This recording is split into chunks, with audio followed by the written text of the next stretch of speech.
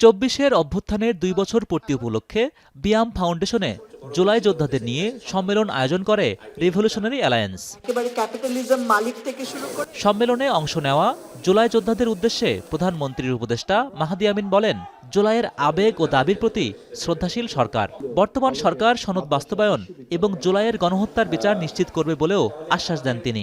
জুলাই সনদের আকাঙ্ক্ষাকে আমরা ধারণ করি। জুলাই সনদকে ইনশাআল্লাহ আমরা সবাই মিলে যেভাবে একজোটে আমরা রাজপথে ছিলাম, যেভাবে এই বাংলাদেশকে আমরা ফ্যাসিবাদ মুক্ত করেছিলাম, সেভাবে আমরা সবাই মিলে কাঁধে কাঁধ মিলিয়ে জুলাই সনদ বাস্তবায়ন করব, ঠিক যেভাবে আমরা ওয়াইফাই ছাড়াই ধুপধাপ আপলোড করি। কারণ আমাদের কাছে বেশি জিবি আছে। বেশি জিবি জিতবেন মাই জিপি অ্যাপে। এদিকে রবিবার দুপুরে বিএনপি মহাসচিব ও স্থানীয় সরকার মন্ত্রী অংশ নেন ঠাকুরগাঁও জেলা আইনজীবী সমিতির সংবর্ধনায়।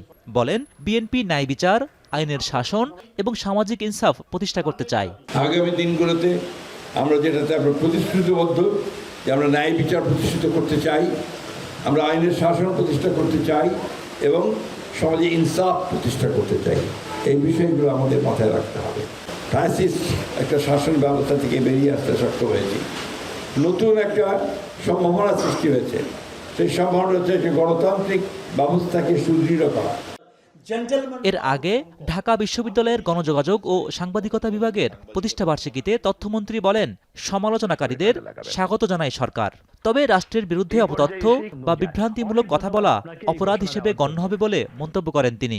বস্তুনিষ্ঠতা দেখা যায় যে আমার লক্ষ্যের সঙ্গে সামঞ্জস্যপূর্ণ হচ্ছে না, তখন কিন্তু আমার আকাঙ্ক্ষা এবং আবিষ্কৃত সত্য, উদ্ঘাটিত সত্য মুখোমুখি দাঁড়িয়ে যাবে। এবং এখানেই কিন্তু একটা পরীক্ষার মধ্যে পড়তে হয়।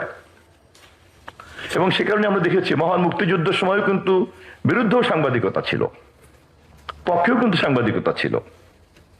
এমনকি জুলাই গণঅভ্যুত্থানের সময় কিন্তু আমরা দেখেছি সরকারকে টিকিয়ে রাখার পক্ষেও তো একটা গণমাধ্যমের তৎপরতা ছিল, এবং তাকে তো আমরা সাংবাদিক বলেই চিনি, সাংবাদিকতা হিসেবেই চিনি। গণতান্ত্রিক ব্যবস্থাকে সুদৃঢ় করতে দেশের সম্ভাবনা সৃষ্টি হয়েছে বলেও মন্তব্য করেন তথ্যমন্ত্রী। বস্তুনিষ্ঠতাকে নিশ্চিত করা, সত্যকে উদ্ঘাটন করার প্রক্রিয়াটি কি হবে। হোসেন জাহিদ, এখন, ঢাকা।